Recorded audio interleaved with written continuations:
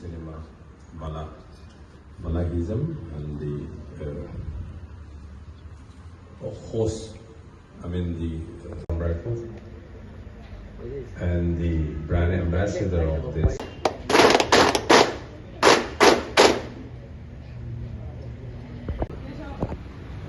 Awam Tonya Devi.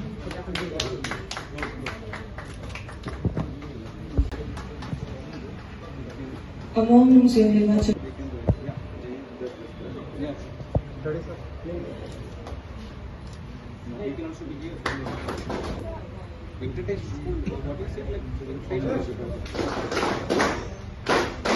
do I review from you?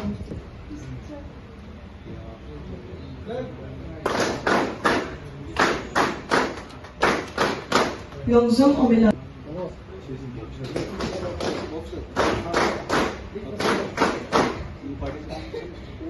Narogam Iris Luwa.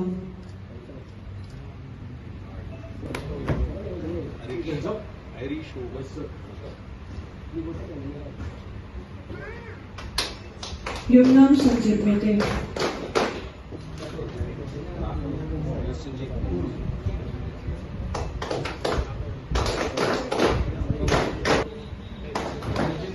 Surasuna. Sunasum Albert Singh. Jakarta.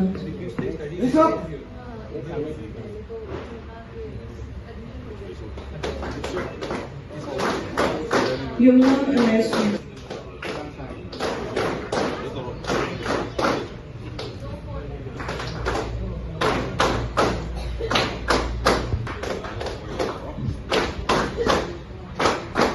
Starson Chongthao.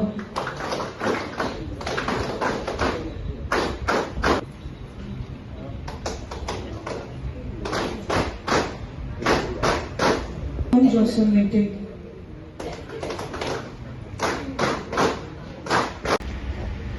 Training loisalakpagi professional private security training loisalakpagi asigi function asida aikogi chief guest hoina asi lesson biriba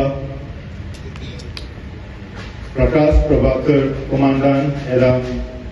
9 sector Assam Rifle IGR South who aina that military amadi aikogi mayamna hena sakang nakang nabiraba Darubi Mete aikogi homeland gi haje aina ngaki mamang da thajagriba aikogi team show kadai na kurpiru haiba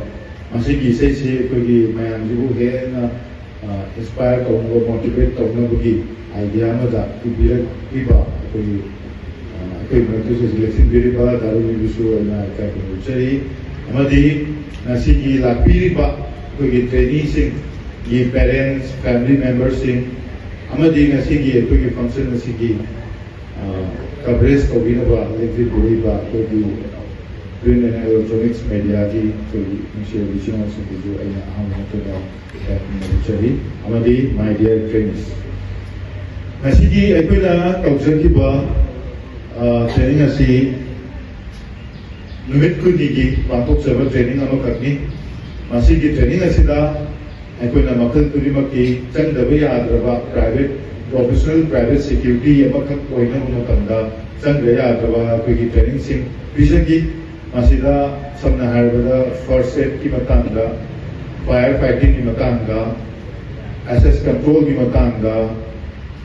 aikogi soft skill kamaina mi singa wari sanani aikogi as a security professional amu wala matangda kamaina communicate tawgani haibina chingba singi matang aikoina training makal bijagi amadi aikoina social activities kaya amasu tawgi haidi aikoina cleaning drive kaya tawgi blood donation kaya amasu tawjagi masi aikogi professional security mo oibada sangdraba yadraba mathau ngakani haida aikoina sum mayamda utnabagi damakta aikoina cleaning drive tawna sadi mayamda kono tawna damakta blood donation tawna sadi masi aikogi social responsibility amakha aikogi lairiba aikogi training singida ꯂꯥꯛꯅꯕꯒꯤꯗꯃꯛꯇ ꯉꯁꯤꯒꯤ ꯁꯨꯝꯕ activities ꯃꯌꯥꯝ ꯑꯃꯁꯨ plus training ꯃꯌꯥꯝ ꯑꯃꯁꯨ ꯑꯩꯈꯣꯏꯅ ꯇꯧꯖꯈꯤꯕꯅꯤ ꯉꯁꯤ ꯂꯥꯛꯂꯤꯕ ꯂꯩꯔꯤꯕ ꯑꯩꯈꯣꯏꯒꯤ ꯇ꯭ꯔꯦꯅꯤꯡꯁꯤꯡ ꯑꯁꯤ ꯃꯣꯏꯒꯤ ꯇ꯭ꯔꯦꯅꯤꯡꯁꯤ ꯃꯄꯨꯡ ꯐꯥꯕꯒ ꯂꯣꯏꯅꯅ ꯉꯁꯤ ꯑꯩꯈꯣꯏꯅ ꯃꯣꯏꯒꯤ ꯇ꯭ꯔꯦꯅꯤꯡꯒꯤ ꯁꯥꯔꯇꯤꯐꯤꯀꯦꯠ ꯑꯩꯈꯣꯏꯅ ꯉꯁꯤ ꯌꯦꯟꯊꯣꯛꯆꯒꯅꯤ ꯌꯦꯟꯊꯣꯛꯆꯕꯒ ꯂꯣꯏꯅꯅ ꯃꯣꯏꯒꯤ ꯑꯦꯄꯣꯏꯟꯃꯦꯟ ꯂꯦꯇꯔꯁꯨ ꯑꯩꯈꯣꯏ ꯄꯤꯖꯒꯅꯤ ꯑꯩꯈꯣꯏ ꯉꯁꯤ ꯄꯥꯁ ꯑꯥꯎꯠ ꯇꯧꯕꯁꯦ ꯃꯤ 65ꯅꯤ ꯅꯨꯄꯤ 9ꯅꯤ ꯑꯗꯨꯒ ꯑꯌꯥꯝꯕ ꯃꯁꯤꯒꯤ ꯑꯌꯥꯝꯕ ꯃꯅꯤꯄꯨꯔꯗ ꯈꯔ ꯂꯩꯍꯧꯒꯅꯤ ꯑꯗꯨꯒ ꯑꯌꯥꯝꯕꯗꯤ ꯑꯩꯈꯣꯏꯒꯤ ꯇꯥꯃꯤꯜ ꯅꯥꯗꯨꯒꯤ Swami Vivekananda medical college hospital and research ꯁꯦꯟꯇꯔꯁꯤꯗ ꯃꯣꯏꯁꯦ ꯊꯕꯛ ꯇꯧꯕ ꯆꯠꯈꯤꯗꯣꯏꯅꯤ ꯊꯕꯛ ꯇꯧꯕꯁꯦ ꯑꯩꯈꯣꯏ ꯍꯣꯝꯂꯦꯟ ꯁꯦꯀ꯭ꯌꯨꯔꯤꯇꯤꯒꯤ ꯃꯈꯥꯗ ꯇꯧꯒꯗꯕꯅꯤ ꯑꯗꯨ ꯑꯩꯈꯣꯏ ꯍꯣꯝꯂꯦꯟ ꯁꯦꯀ꯭ꯌꯨꯔꯤꯇꯤꯒꯤ ꯃꯤꯠꯌꯦꯡ ꯃꯈꯥꯗ ꯃꯈꯣꯏꯁꯦ ꯊꯕꯛ ꯇꯧꯒꯗꯕꯅꯤ ꯃꯁꯤꯗ ꯃꯣꯏꯒꯤ ꯀꯔꯤ ꯐꯦꯁꯤꯂꯤꯇꯤ ꯐꯪꯅꯤ ꯍꯥꯏꯕꯗꯨꯁꯨ ꯑꯩ ꯃꯌꯥꯝ ꯃꯃꯥꯡꯗ ꯑꯗꯨꯝ ꯍꯥꯏꯖꯍꯧꯒꯦ ꯑꯗꯨꯗ ꯃꯣꯏꯅ ꯆꯠꯈꯤ ꯃꯇꯝꯗ ꯑꯥꯗ ꯂꯩꯒꯗꯣꯏꯁꯦ ꯑꯩꯈꯣꯏ ꯍꯣꯝꯂꯦꯟ ꯁꯦꯀ꯭ꯌꯨꯔꯤꯇꯤꯅ ꯃꯣꯏꯗ ꯄꯤꯔꯤꯕ ꯐꯦꯁꯤꯂꯤꯇꯤꯁꯦ ꯂꯩꯐꯝ ꯃꯣꯏꯒꯤ ꯑꯦꯀꯣꯃꯣꯗꯦꯁꯟ ꯑꯃ ꯑꯩꯈꯣꯏ ꯄꯨꯔꯥ ꯃꯣꯏ ꯐ꯭ꯔꯤꯅꯤ ꯑꯗꯨꯗꯒꯤꯗꯤ ꯃꯈꯣꯏꯒꯤ ꯆꯥꯕꯒꯤ ꯐꯨꯗꯤꯡꯒꯤ ब्रेकफास्ट लंच डिनर को सी फ्री ने कोई होमलैंड सिक्योरिटी ना मशी मा फ्री होए अदुदगी दी मेडिकल फैसिलिटी मा फ्री अदुगा आदा लेबु मतमदा मोइना ड्यूटी चथोक चसिन तौ मतमदा मोइगी लेबमदुदगी मोइगी ड्यूटी चथोक मफम दुबो चथोक चसिन तौ मतमदा नसागी कोइना ट्रांसपोर्टेशन की अरेंजमेंट अमा खक तौई मदुसु मकोइदगी चार्जेबल होइदे कोई कंपनी ना मदुगी कनो फैसिलिटी कोइना अरेंज तौजबनी अदुगा सिगुबा मयाम से फैसिलिटी से लोइमक पीग्रो मतुंगा मोइदा पेरेंट्स इन लेगे जो कंपनी हो रुको मोइना फंगलु तो लोग से 18,000 दिखे होने मोइगी बैंक का चाहे का तो इबा सैलरी से 18,000 नहीं नुमित मरी नी छुट्टी लेनी आमदा 26 days working नहीं नुमित मरी नी छुट्टी लेनी सुमाइन तो उतना असुंबा फैसिलिटी से मोइदे लेनी नारक पा लोई मत टेक केयर तो उड़ानी कोई ना पा सिगी असुंबा सुमाइना कोई ना youth empowerment से कोई ना सुब तौगुरु सिलाई ममांगा सीधे नतबा अतोपा बैच 7 बैच की 6 बैच की 4 बैच की मयाम मनुष्य कोई ना ट्रेनिंग भी नुन लाई अदुगा नसी चल कदुरिसना 8 बैच की कांगुनी टीम ने आइता अदुना आइना नसी हाइजे कदुसे मयाम लेबिरिबा मयाम अकोगी नसी अकोगी फंक्शन सिबु ओरेन मीडिया दा कैदा येंगिगे दुरिबा लेडी न्यूज़पेपर दा पाबिगे दुरि मयाम दा आइना हाइजेनिंग बदी युमदा थबक फंगदना लेबगी थबक केंद्र फंग्रे सुदना लेगदबगी महुंता होमलैंड सिक्योरिटी लापियो होमलैंड सिक्योरिटी से अदोंगी दमतनी को नसा कोई इसे जो प्रोग्रामिंग कदाई न खुद पिरो हाबनी अकोने सिकते में खुद पिरो कोई सिकचे के हाबनी को अदुना असिगी लेलिबा अनएम्प्लॉयड यूथ मैम से अकोना मोइगी इंपोर्ट ओवर कोई सिदा लेलिबा चक्कीदोरिबा ट्रेनिंग से मोइना चक्की मतमदा मोइना नसागी फंगुरिबा 18,000 रुपीस से मा असागी खतरनाते मागी फैमिली इंपोर्ट करनी मागी फैमिली दे लेबा मागी इमा बाबा मसन नुबी मना उपा लेबे मागी नुबी अंग लेबे मागी फैमिली इंपोर्ट करनी मी अमखा अकोना थबक बी मतमदा अकोना याम द्रवदा मी अहुम नत्रगा मरी दी अकोना थबक बी हाइबगी अकोगी कनोदा पाई अकोना काउंट करनी हाइता इंपोर्टमेंट तौसे अदुना अकोगी होमलैंड सिक्योरिटी की मिशन से ensuring safety important life ensuring safety important life अकोना करिगुंबा मी अमबु फजना प्रोफेशनल ट्रेनिंग अम पी तागदी मदुदा ओरिसे नसाइमान मफम ट्रेन ओरे मी मना मफम अमदा ऑर्गेनाइजेशन अमदा चलगा